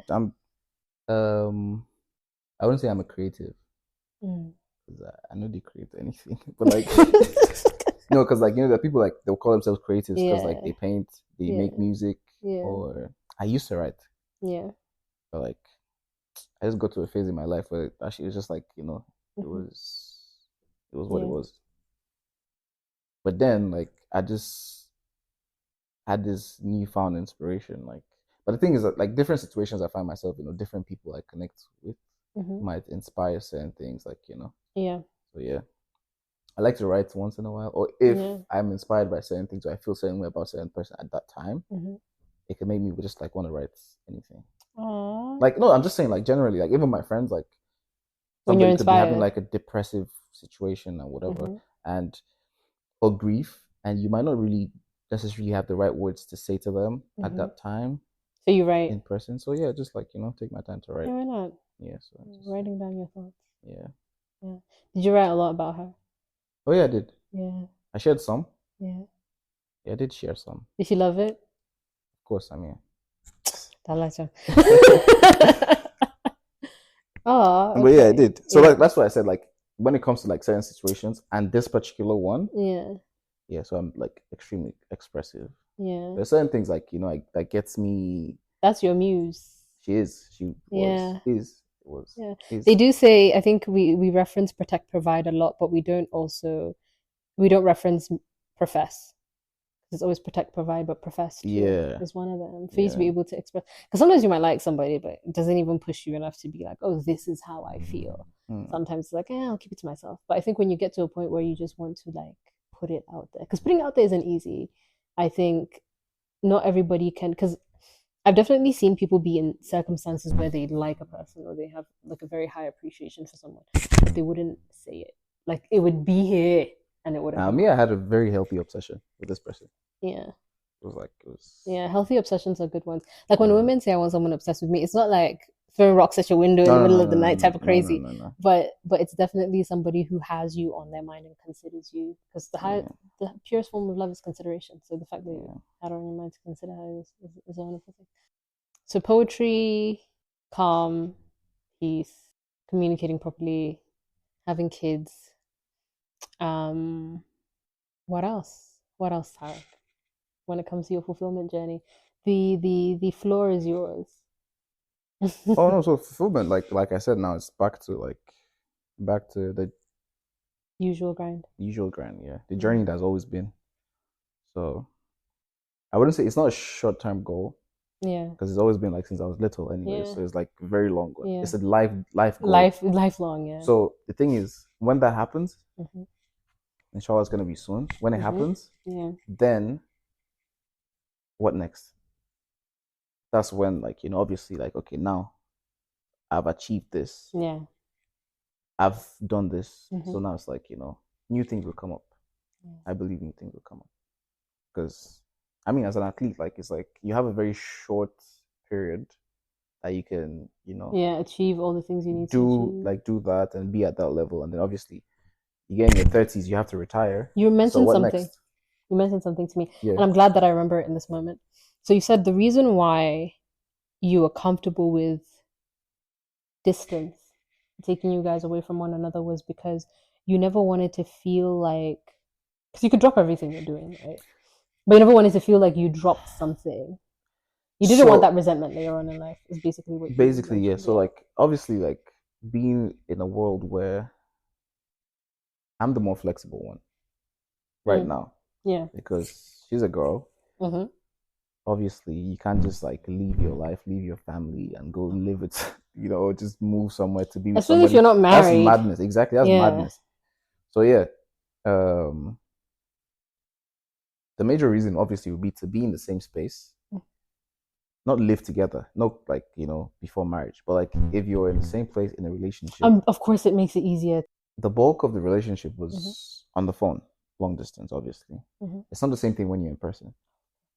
So the thing is, you could not necessarily between yourselves, but there could be situations that happens when you're together, and you learn about your partner from how they handle it, how they relate to that, or things like that. So like little things, that's how you grow and really, really know this person. Yeah. So obviously, me dropping in the environment she's at, my life goal cannot flourish there, cannot be achieved there. Right? Yeah. So it was a thought. Okay, you know what? Because this is, when you think about it, a career of a sports person is the longest you can have is probably like 20 years. Yeah. Let's say I have like 10 more years. Even if I had 20 years more, this is somebody you envision like to have a lifetime with. So hopefully you pray that you live long, live old. So if like you have another, we're in our 20s. So you have another 60 years. Yeah. That 60 outweighs the 10, 20 That's only if she's, and this is the tough part for men, that's if she's willing to wait for you. That's the thing. No, I'm just saying, like, at that time when it was like, okay, this is the reason why this is going this way. Okay, fine. Since distance is the issue, I'm going to breach that distance. So obviously, if I breach that distance, then it's not a problem anymore, you know? Yeah, I thought about it, but it's like, do I want to be like a 40-year-old, 50-year-old man that's like looking at people and thinking, oh, I could have had this life. This could have been me. This was going to be me. And, you know, I left it for this person. Or maybe one day you're having like a serious fight down the line, like you'd be like, I left all this behind for you. For you, and da da da. So like all this built up resentment, it might actually not happen. You can actually have a great, you can have a great time, but it's something you think about, of course. You might not even think about it. Yeah, it's like a 50-50 thing. Yeah, but the thing is, I just don't want to take that risk. Yeah, where it's like down the line, because it's something that can make you resent someone you love. Yeah, you don't want that. And things like that is not something you come back from. No, you don't. You can come back from any kind of fight. See, the thing is, and this is me even being like more negative, you might, not you, but I'm saying in general, like, the thing is, that particular thing that you were working towards may not have even taken off. Exactly. But because you gave it up for someone, now it's their fault. Exactly. Also, like, you can come back from so many things. It could be cheating, you could forgive cheating. But not your life purpose and your goals. That's like, that's a very difficult one. You never come back from that kind of, if you actually have a fight like that, you never come back. Yeah, you never come back. There are a few things that you can't expect a person to give up that would be difficult, like career choice, your purpose, family, you know, like those are tough things to expect someone to do. Yeah, it's a different job, different path. This one is not favorable where she's at. Yeah. But like for some people, like if you're doing a 9 to 5, when you can literally work anywhere, you can move, you can get 9 to 5 in better places with better pay or whatever. Yeah. But for certain things, you know, you gotta be in. Yeah, I think the green flag is not that you didn't move for her because you had some tech job that you could have done from an office. Tech job that you could do remotely from your bedroom. That you couldn't move because it was like a do or die type of thing. It was like, so it makes sense that, you know, it's not like you wouldn't make any sacrifices, just that one is. Yeah. Yeah. And honestly, truth is, like I said, you could actually make that sacrifice and it works out. It works out fine. There's never any problem. But honest, like me personally, if it was reversed, well, that's how I feel anyways. If you would have wanted her to follow her dreams. And if somebody should sacrifice that much, I wouldn't take you as a serious person. I would look at you somehow, because that is your life goal. That is toxic. No, it's not. It's not. I'm just saying, like, that is your life goal. There's two sides to it, I think. Yes, I hear you, because I think people should stick to certain principles. If you're sticking to something, stick to it. That creates so that's respect. What I'm saying, like, you know. But I think sometimes the other side of it is, because for somebody like me, I don't have one particular thing that I feel like if I don't do it, I'm gonna die, right? It's like you could have multiple different paths, right? So let's say for that person, it's not just being an athlete. It could be being an athlete and being a doctor. So it's like, I could get to be a doctor, I could get to be an athlete, and I'd still be happy. So I think if that person gives up being an athlete, but they go be a doctor and they're comfortable with being a doctor, then I don't think it would garner disrespect. My own situation is like... I'm just giving you a perspective. For mine, it's like there's no or. No, of course. Okay, that's fine. Yeah. But I think if there's an or, I don't think it means, oh, you gave up so much, I don't respect you anymore. I don't think that's fair. At the end of the day, people work because you work to make money. Whatever it is you're doing in life, you're working to make money. Very few people work because it's their passion. But still, passion still, like, I mean, it's work. It would still bring some kind of, like, you know, obviously monetary compensation, unless it's a charity you're running. But it turns out that the industry, I mean, it's like there's a lot of money in it and whatever. But knowing what other things I could be doing that could make me maybe 5 times, 10 times more, and you're still choosing this, like, that is, like, you know, it's passion for me. It's the love of it for me. So now I get your perspective. Your perspective. If something means that much to somebody, because passion is subjective. It's basically giving up one love for another. One love for another. Yeah. To be honest, I get you, because there are things that I wouldn't give up for anybody. Exactly. So I absolutely get that. But would I judge someone for giving up certain things for me? Not really, no. Not judge. I feel a certain way about it. For me, I think not judge, but do you know what I would feel? I'd feel like I'd be walking on eggshells, because you gave up so much for me. I gave up love for love. If I can give up that love, I can give up your love as well. No. They play my fans. I'm just saying, like, that's what. No, I'm not saying I would. Yeah. I'm just saying, like, that's how I would. That's how you would see it. Yeah. For me, I think it's more of, I would genuinely see it as, oh, this person really really loves me. No, That's but how I obviously you feel. would see that as well. Yeah. But if you're actually being, that's emotional. When you come out of, women are first emotional before, I'm not saying it in a bad way, but you're first emotional before logical. So if you leave that emotional women fog, are more likely to give up certain things. Women give up things all the time. So you leave that emotional fog and look at the logical part of it, like. Yeah. But again, like I said, I feel like I'm still a bit more balanced. There are things I would never give up for anybody. Fair. But I feel like also there are things that might actually be seen as serious that I would give up for someone if and this is a big if, but if the guarantee was that it would go smoothly and life would go, why not? Yeah. So it just depends. Okay. But big respect though. It's like I'm not giving up this love for this love. So yeah. What else? Yeah. It was a wider view before, but now it's like narrower. So all focus is there. So sometimes career as an athlete, buy a mama house. Yeah. Get your girl. Oh, that's done. Well, not done, but like almost. That's good. Just this week. Yeah. That's good. Yeah. High five. Apartment. Woo! That's good. So now it's well, I mean, it's not like the house that's. But still, it's an apartment is that feels good. That gives a really good dopamine. It is good. Yeah, it is. Yeah. And then get your girl. I really hope she doesn't watch this or listen to this anywhere ever. I feel like I'll send it to her. You don't know her. This is good. It will shock you. But yeah. It will shock you. All you need is a name. Did I tell you her name? I know her name. How do you know? You told me her name. Oh shit. Do you know what you talk about this girl? I don't do that. Do you know what you talk about her? No, I don't. Probably mentioned it in passing. If she finds these screenshots, would you say you've been as expressive to her as you are about her? I feel so, yeah. Yeah. Okay. So like it's generally like, okay, now I'm being more filtered. Yeah. You don't look like you can cook. I can.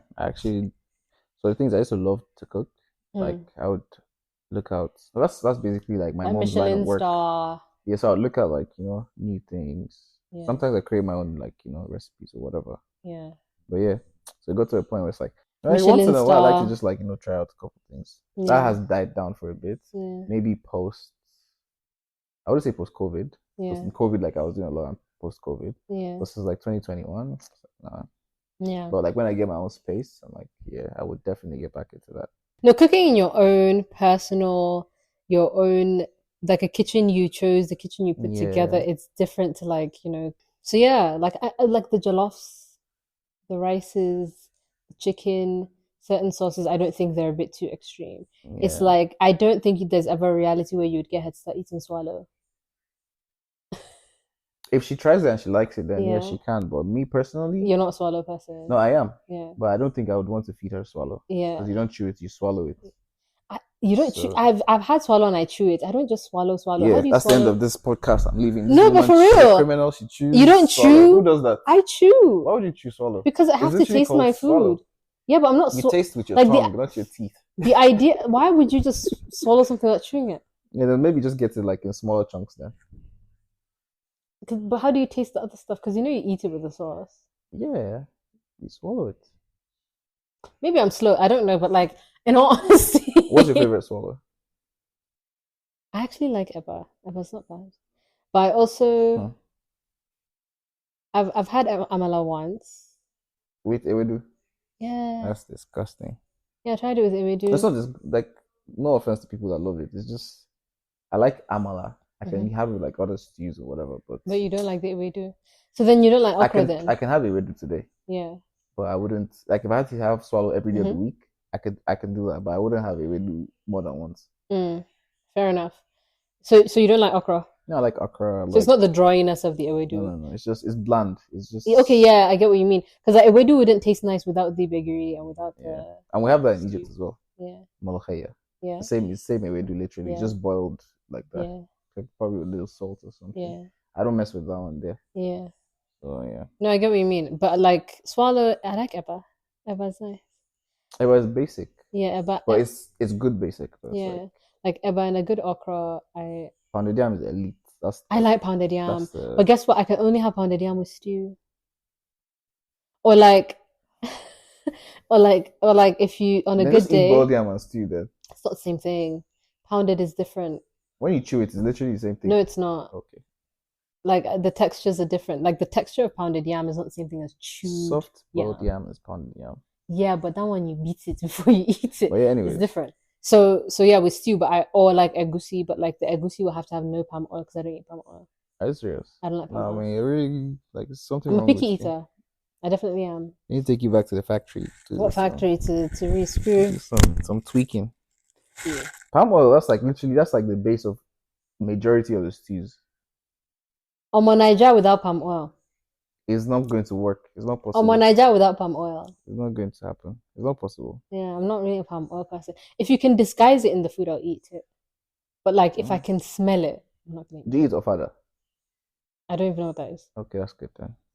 That's the only I hate on it, like ofada rice and ofada's stew. So is the ofada rice like a type of grain, or is it the way it's made? Yeah, it's local rice. Yeah. So you can literally see like the streaks of brown on the rice itself. Yeah. And a short grained. Yeah.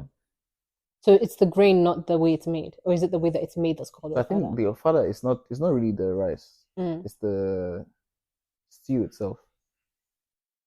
It's more pepper based, I think. And they put, what's this thing called? Shita? No, I think begiri. No, begiri is beans. Begiri is beans. You know iru? Those locust beans. Dada. Yeah, they put locust beans in. So it's like stew, but it's more pepper based with iru. I don't think I want rice that smells like that. It smells like shit.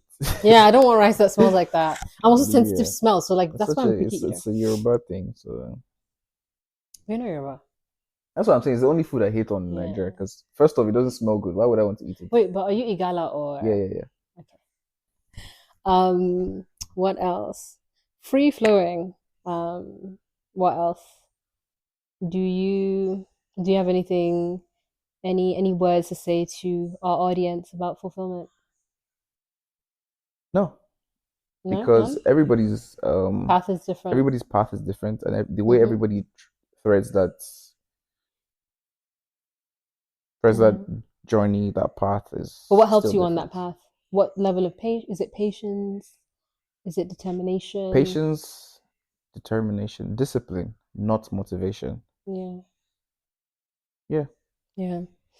A very important factor that a lot of people, including myself, sometimes, like, a lot of times forget or ignore is the God factor. Like, whatever religion you are, unless maybe you're an atheist, then okay, that's you. But like, it's still very, very, just like very important, very, very key. Yes. Yeah. God at the center of it all. There's only so much you can do yourself. Oh no. There's only so much you can do yourself. And this, like, wherever you are in life, I think, and I can personally speak to this, it's like, it wasn't my doing. It was all God. Yeah. God at the center. And I think you feel more stable too when God is at the center for you. God is at the center of all your decisions and the path that you take. Yeah. So for anybody out there who is in love with somebody who is far away, how would you, like, if the person is gone, right? Like, distance. Oh, like, you broken up? Yeah, you've broken up. It doesn't have to be distance, it could be anything. No, I'm saying that if you're still in love with the person. If you're still in love with the person? And distance was the reason why you couldn't be with them. Yeah. But you're not with them anymore. Yeah. Apart from, like, distracting yourself with other women, what would you shouldn't distract yourself with other women. Yeah. Because, like, there's really no need to. You just overcomplicate things. Yeah.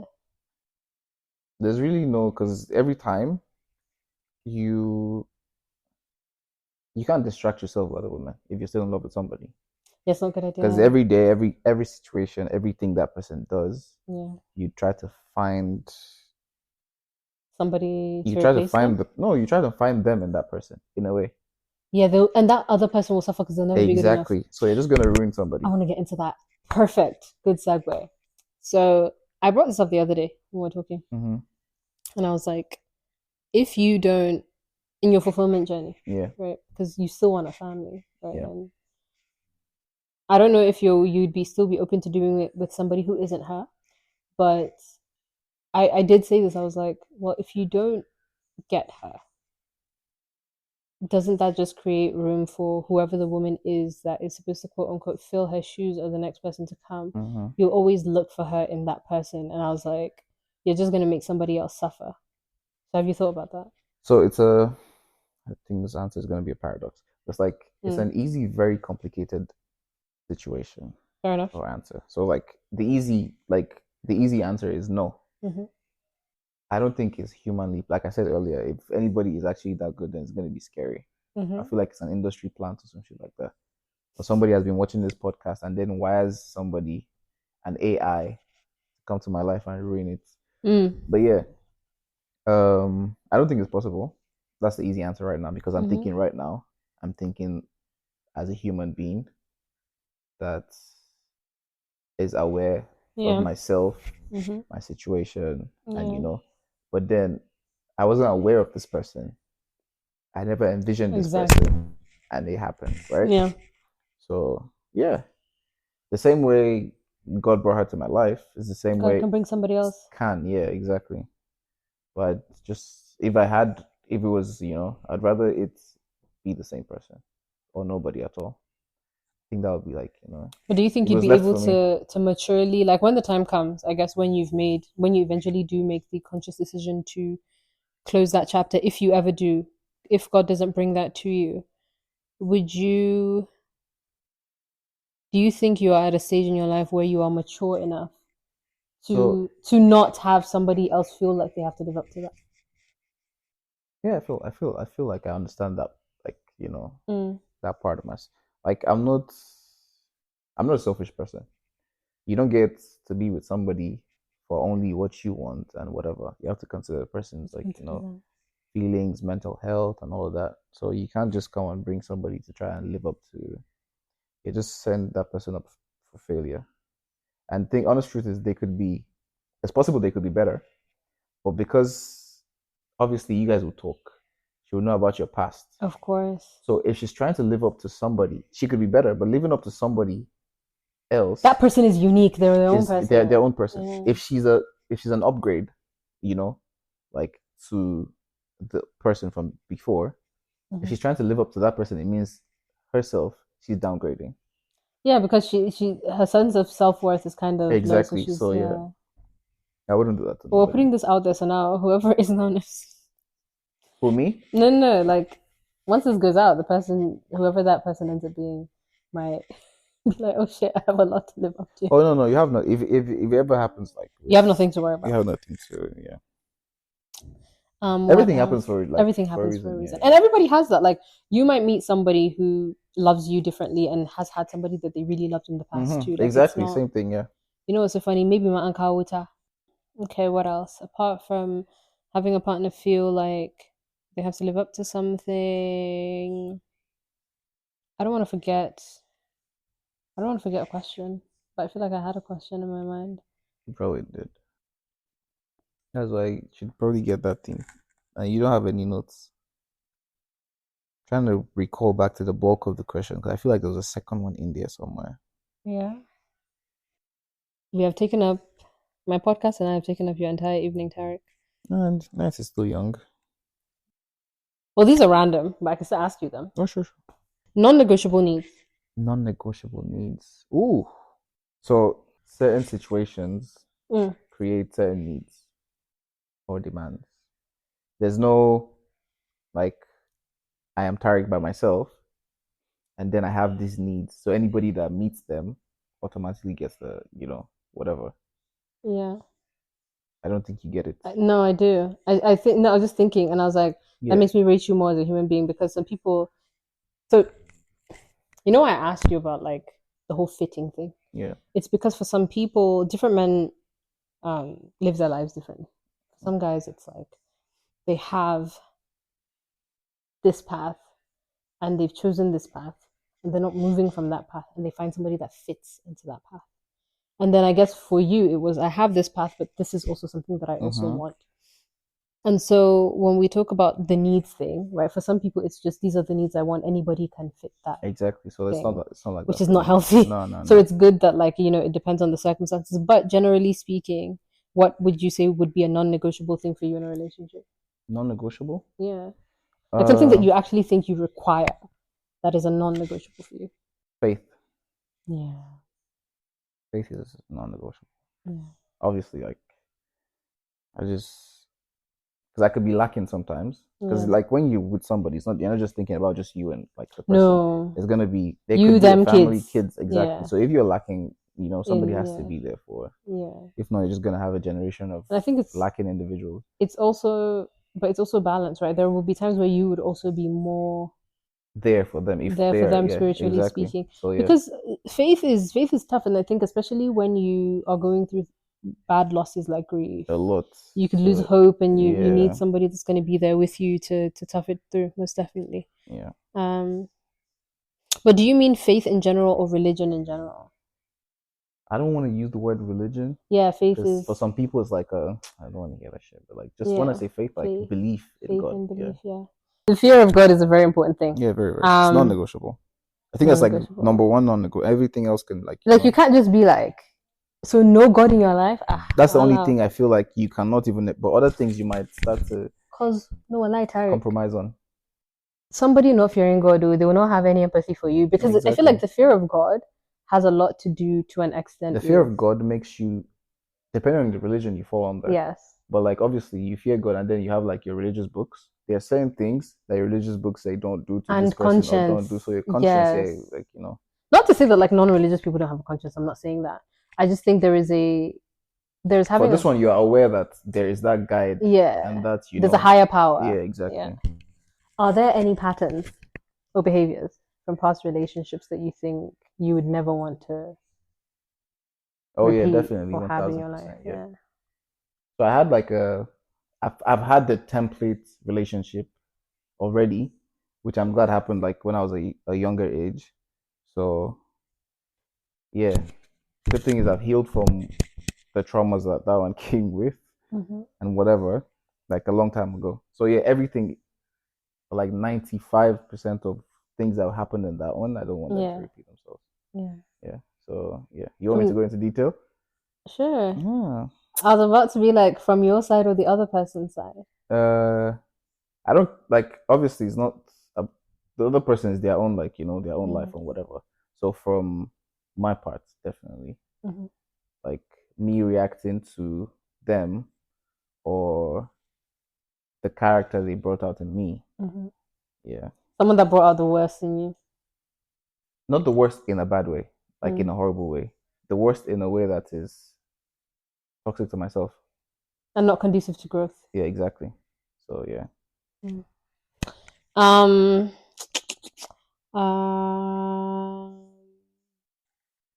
Yeah, but I think this is pretty. How do you communicate your needs and desires effectively? As clearly as I can. Yeah. In plain Queen's English.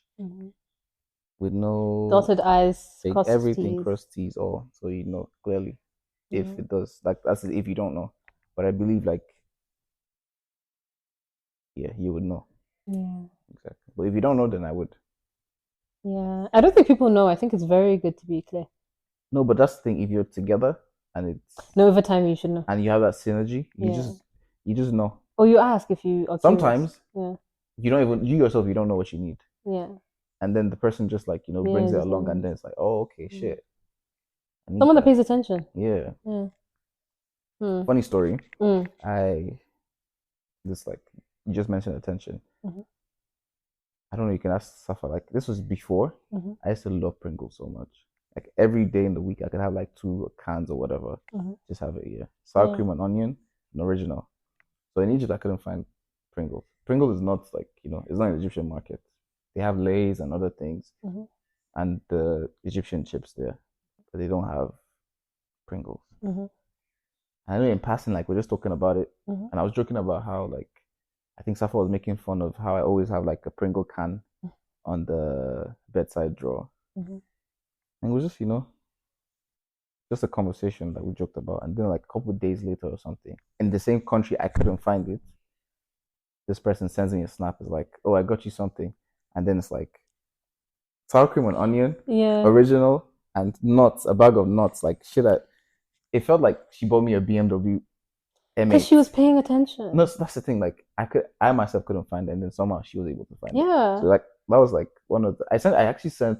Funny thing is, this was before the whole marriage thinking of, I actually sent a screenshot of that thing to stuff. I was like, they've paid my bride price. Like I was so excited. Like you don't know how. Like I was just like a child. I was so excited for that. Yeah. So yeah, paying attention is really key. Paying attention is very key. Yeah. Someone that pays attention to you, because I've always kind of felt this. I think links into this similar thing. So I always kind of felt I would hear people say like, I gave them everything, right? This whole thing about like, oh, but why would you leave, or why did it end? It's like I gave this person everything. But I always have this question. It's like it's easy to just go with, oh, this person gave this person everything and it still didn't work out. But I always like to ask, like, did you give them what you thought they wanted or what they really wanted? Because let me go further into that. Because it's like you just wanted Pringles. You like Pringles in a country where you couldn't find any. Yeah. This person pays attention. How much is Pringles? Do you get what I mean? This person pays attention and finds the Pringles, or like is like, oh, I got you something. And like you said, it felt like she bought you a BMW. Yeah. Right? Some girl would have went and bought you like a gold watch and it wouldn't have felt the same because you probably don't care about the gold watch, but you care about the Pringles, right? Yeah, exactly. And so that's what I'm saying. Like some people will give you things because it's the generalized thing that people might think you would care about because the world cares about those things. But I think it says a lot about the type of person you're dealing with when it's those little things that mean so much to you that they pay attention to, and they're just like, oh, this, and it means so much. So sometimes it's not always about what you think you're giving the person in the grand scheme of what everybody else values. It's about what they value. So it can be so small. With grand gestures only happens maybe like once. Now it happens a big thing. Yeah. Compared to every day, those little things, they actually pile up to amount to something bigger than, one. Yeah. So I always say like what shows love is like for those people who like, let's say, your partner likes coffee in the morning and you wake up 15 minutes before them and you make them a cup of coffee. Making them that cup of coffee today, Sunday, Monday, Tuesday, every day of the week. Every day. Is in a bigger way better than saying, oh, I got you like a new type of coffee. Oh, I went out and I saw this coffee in like, a big jar of coffee beans or whatever. Like obviously it's still the same thing like that excites them. But making the daily coffee lets them feel taken care of. It's the consistency of it is of those little things overpowers the big grand gesture that happens like, once or once in a while or every year. So consistency is the important thing. Those little things, it piles up. Consistency, it's the little things. Yeah, definitely true. The big gestures feel good in that moment, and they're very performative. But it's the stuff that happens. No, it is. It feels good. It's good. Feels good. Yeah. But it's always the little things that you feel taken care of by that person that make a difference. It has been a good chat. Has it had you thinking about what? I mean, we're thinking, we're talking and thinking. We're talking and thinking, yeah. Thinking and feeling. Giving me a lot of work, a lot of editing. A lot of editing work to do. Purpose and fulfillment. It's interesting. I think I'm still on that journey personally. Anyway, I think I know what my purpose is. Yeah. My purpose definitely is linked to finding the why in things. I like to find the why. I've always been a very curious kid. So finding the why in things. Mental health awareness. I always wanted to be a therapist since I was a kid, but I ended up becoming a lawyer. That's a story for another day. But so it's definitely that. I think I exist to have conversations with people that a lot of people aren't too interested in. Or at least if they're interested in them, they don't take them too seriously. But for me, I'm definitely very curious in doing that. So promoting mental health awareness, having conversations that people are uncomfortable having. Advocating for people who do struggle with their mental health. So yeah, in line with that. But I think for you, because you are so if I looked at finding fulfillment, I would look for a partner who would support that most definitely, like that path of my life as daunting as it may be. Yeah, and I don't know if I found that yet. I feel like people can be very like on the outside they can be like, oh yeah, you're doing something like really great, but do they understand it? That's a completely different thing. Do you get what I mean? Yeah, so definitely somebody who understands that within that fulfillment journey would definitely be great. Different turns, like It's twists and taken turns. different turns, it evolves. Which is why I always do my intros after I Okay, which is good, yeah. Yeah, because if I did my intro prior, it probably would not match. Makes a lot of sense. Yeah. Yeah, it's limiting my thoughts because I'm trying to like keep it within the frame. And if I keep trying to keep it within the frame, then my mind just doesn't like. I mean, a lot of people like focus on what they want or things they think they need in life or from life. Mm-hmm. And in every way, when you think about it, Yeah. it's linked to finance and all of that. Because everybody goes to work to earn money. Yeah. A lot of people in uni are in there because once they're done, they want to join like the labor market and whatever. Mm-hmm. If you give all those people like say $1 billion today, mm-hmm.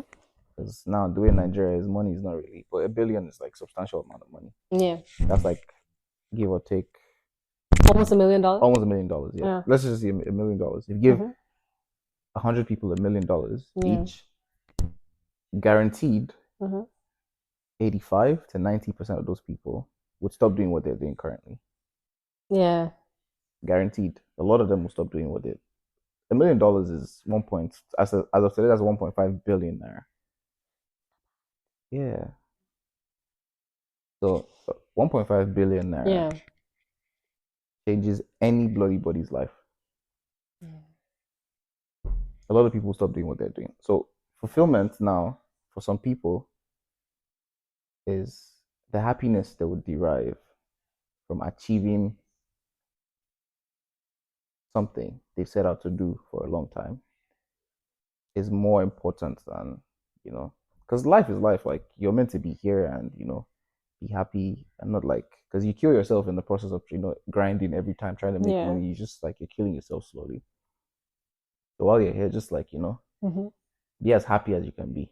Try to be happy, make people happy, and, and think of where you're going after here. So that's I don't think there's anything else you should be doing on earth apart from that. Yeah. So that's just it. Yeah, I don't think fulfillment is complicated. Yeah, like if somebody asked me what my ideal life would be, if like money wasn't an issue in the world that we live in today, I would want to, and I've told a couple of people about this, I would want to live like a simple life on a house in front of a lake with my 3 kids, my husband, and a bunch of animals. Okay, so you want to live in Jabi? There are new developments on the other side of the lake. I'm just saying. This is the dirtiest lake. In case the person that's going to change her name from, from BT. Is it BTA? What's your last initial? Bizarrely. Yeah, it's BTA, no? Or just BA? MBA? TMBA. TMBA. So MBA. Whoever's changing it from MBA to whatever, just know there's a lake like 5 minutes away from where we are right now. There are new developments on the other side. Right. Get a house. Animals. What else? 3 kids. Yeah. My guy. 2 girls, a boy. To be specific. Okay. 2 girls, a boy, a house, a lake, animals. But it's simple and away from people. I think Jabi is very close to people. But not really, no. It's not. Yeah. It's not actually. Yeah. It's actually very, very, to be honest, it's actually very, very, compared to like, Maitama is the one that's like too clustered and whatever. I want a very quiet life. So like for me, like that's what like fulfillment means, like peace, quiet, no drama, preferably a man without a social media account. Like something like that. So for me, I can't not have like social media. I just have to. Why? Not like I just have to, but like it's kind of linked with, what you do. Yeah, sports and entertainment literally the same thing. They go hand in hand. So you have to. Fair enough. I think you have to, because you're not just looking at your earnings from what you're being paid. No, engagement and stuff like that. You have to look at your commercial value, because in 18 or 19? Yeah. I was gonna get signed to Puma. Mm-hmm. I wanted to get like what's it called? The athlete sponsorship thing. Yeah. I was gonna get signed to Puma. Yeah. I was in like early stage talk with somebody from Puma, South Africa, and they were like, okay, they would have to look at my socials, like monitor my socials for the next like 3 months, like following, engagement, and all of that. Yeah. So then it wasn't really that. Yeah. I've never really been somebody that like Yeah, I wouldn't say you're definitely not a content creator. Exactly. Yeah. So now it's like it's not like I'm creating content, but like I'm actively just but you're actively there. Just being there. At least I know like I post a story maybe today. It's like some numbers on it or whatever, and some posts, things like that. Yeah. Yeah. But I just social media, not having social media, not that it fixes problems, it doesn't, but like I think it avoids many problems. In a way, maybe, yeah. Yeah. But for me, it's a good distraction still, because there are a lot of times when like there's so much going on, and you just go on there, and there's a lot of entertainment. You can never be bored on like Twitter, for example. Politics, like the most recent one is the Omale concert thing. Yeah. Actually, you know what? I've changed my mind. It's not the social media thing. It's more, I think it depends on the no, not the usage. I think it's more the person. Yeah, that's what I'm saying. The usage. Yeah, so the person, like if you're dealing with somebody who isn't generally thirsty anyway, social media wouldn't be wouldn't be a problem. So, but if well, then you have to reevaluate your life if he's thirsty anyway. But anyway, yeah. So, yeah, simple life, quiet life, easy fulfillment. So long as you are financially stable, it doesn't have to be exorbitant. It doesn't have to be excessive. That's just the way that I feel anyway. I mean, being Nigerian, we hope that it is. We like well, I guess in Nigeria, you have to get to a certain level of excess to be comfortable because of life is life. So the goal is get 50. Yeah. And when you're at 50, like you can shoot for 100 or 1,000. But like at 50, you can live a very comfortable life or whatever. But it doesn't mean when you get there you settle and just be comfortable. No, of course. You can always you still have to hustle a bit. Yeah. But what I'm saying is like put so much pressure on yourself. Like just not too much pressure. At 50 you can live life. You can be comfortable. You can be at peace. You can be comfortable. And then like I think the point is once you get to 50, you stabilize in how you make your living, right? Yeah, exactly. So it's not like you don't hustle as you did when you were at 1. Yeah. So it's pretty much the same thing. But yeah, I definitely don't want a life that's full of hustle. Just 0 to the day you die. I've literally been doing that all my life, and then I keep doing that. Come on. No. So at some point you do need to rest. At some point you're deserving of rest. So for me, definitely a quiet life is fulfillment. I don't want all that. Well, hopefully I can get a quiet life. Yeah, quiet life is nice. I mean, if you're going to be in the spotlight, then you can't really have. No, but the point is when I come home. Yeah, when I come home, obviously, it has to be quiet. Yeah. I don't want a life that's still like at home. No, I definitely want a very quiet. Yeah, quiet and nice. Quiet life, peaceful, quiet life. Funny now, I actually understand what you mean by no socials or like usage. Yeah. In fact, at some point, social media manager, if it's like part of your career, if it's that, then yeah, like there's no need to have all of that going on. Because for me, it's like also like. I'm definitely at a stage where it's like social media, unless it's part of your purpose or you're making money from it, there's no need. Yeah, really. Yeah. It's better to even have a burner account. Like if you're there for the memes, but there's no need to. Why am I posting for you if it's not adding anything? Like I think that's where. I believe like if you're just there for entertainment, you can like not particularly involved. There are so many apps where you don't really need to have an account. You can just enjoy it. Yeah. Like TikTok, for example. Yeah. So I found out it was so like it became very addictive because like when you have time, you just keep scrolling and it's like so many funny. I don't even go on. So with my TikTok account, because it's meant for the podcast. Yeah. It's post for the podcast. I haven't even posted on it in a minute. Like I should probably be engaging more to get more followers. But like I don't go on it because that's once you start. Yeah, you just start scrolling, just keep going. Yeah. You can waste hours. But the good thing about it is like it's not just entertainment. You can learn as well. You learn a lot of stuff like off of social media. So yeah. That's YouTube for me. I think YouTube is like. So YouTube used to be that for me. Yeah. So I have times where I just like so my brain is overactive, and I could just be thinking of the randomest thing. I'll be like, okay, I'm actually very curious as well. Yeah. I just go see. I know certain times it's like at 3 a.m. I'm looking at how they're building offshore oil rigs. Yeah, look. In the middle of the night. YouTube is a university. Because I was just like, thinking about it like, and then. Yeah. Yeah. Fulfillment. What else is fulfilling to me? Um, I would like to.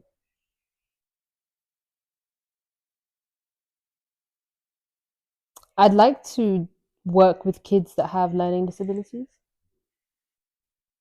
So like I have a learning disability.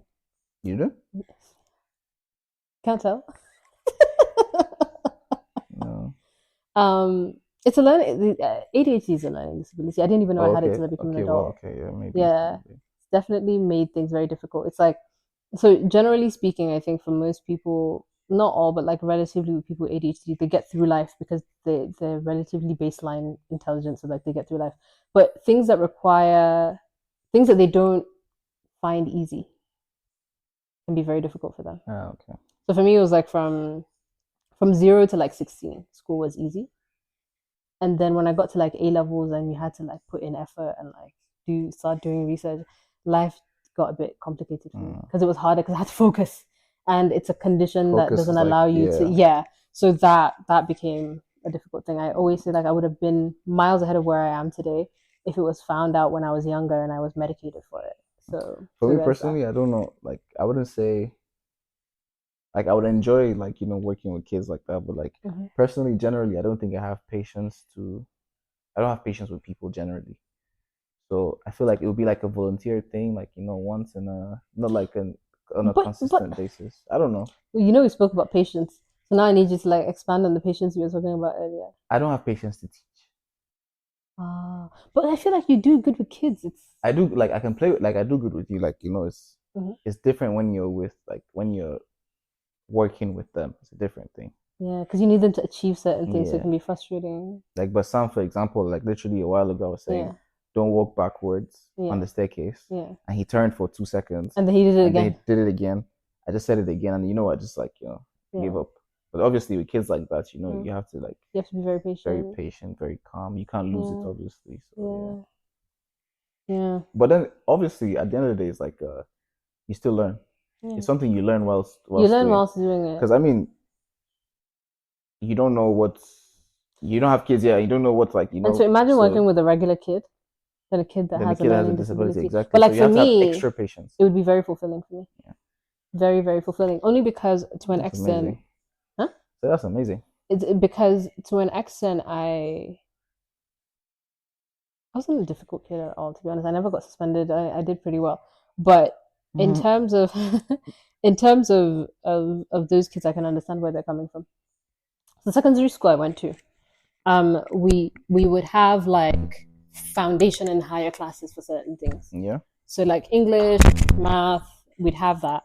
So and usually like for the foundation classes, you couldn't get higher than a C in grades. Okay. But then for the higher classes, you'd get like higher grades.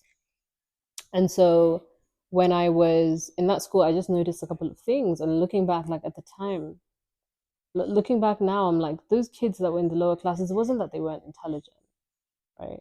It was just that they learned differently, right? So they weren't neurotypical kids.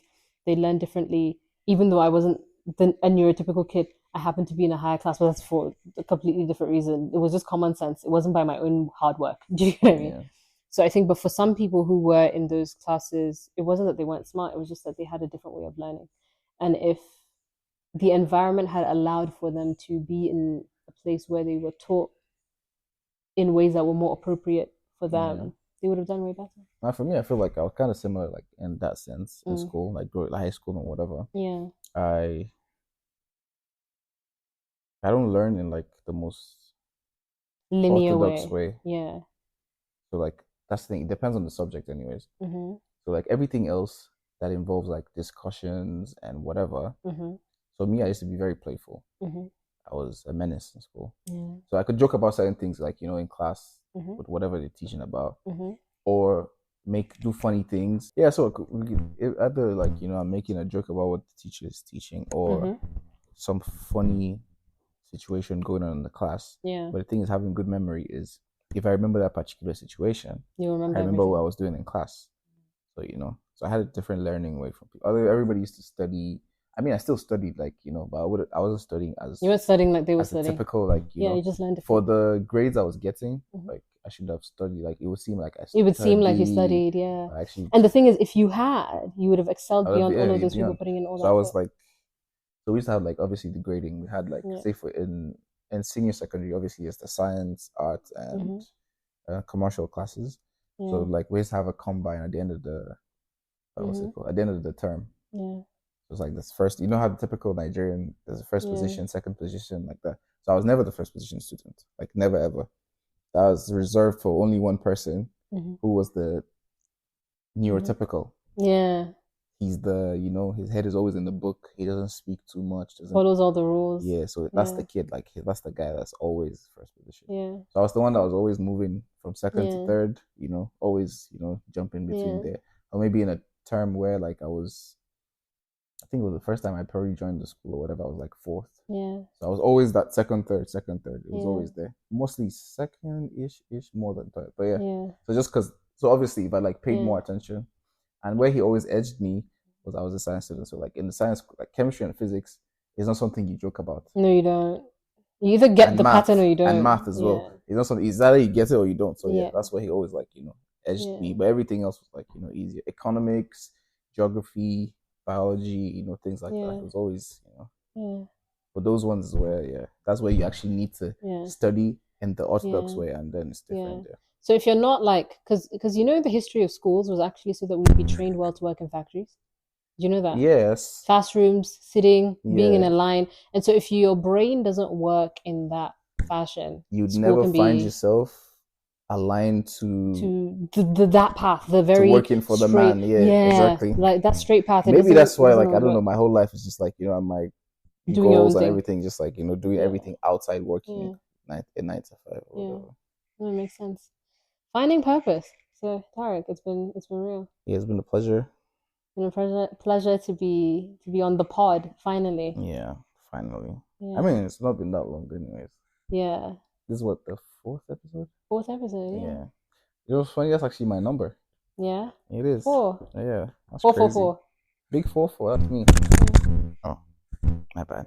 So yeah, it's been real. So we're done. So yeah, Mr. 444. It's a wrap. It's not a wrap just yet, because I have to tell people we need to ask people to subscribe. Oh yeah. Yeah. So is that me doing it or you? Both of us. Okay. Yeah. Ready? Let the sound finish. So it's a wrap. Episode 4. Yeah. In alignment with T. Is it on YouTube? Yeah, it's going on YouTube. Okay. Yeah. So if you find this conversation insightful, do comment, like, share, subscribe, and turn on the notification bell. Turn on the notification bell. Whenever you get, like, an upload or whatever. Yeah. So, yeah. We'll upload regularly. Yeah. But yeah, Tarik. Bi-weekly? Bi-weekly. Yeah. Yeah, well, on Spotify it's bi-weekly, but on YouTube I try to, like, upload every 2 days or every day. Okay, that's great. Then put on the bell. Algorithm issues. Yeah. But yeah, it's been real. It has Tarik, been. Thank you. Thank you for being on the pod and telling us about fulfillment and about your love life. Wow, when you say it like that. High five. Whoop, whoop. We're done. Isera. Oh shit, man. Not Isera.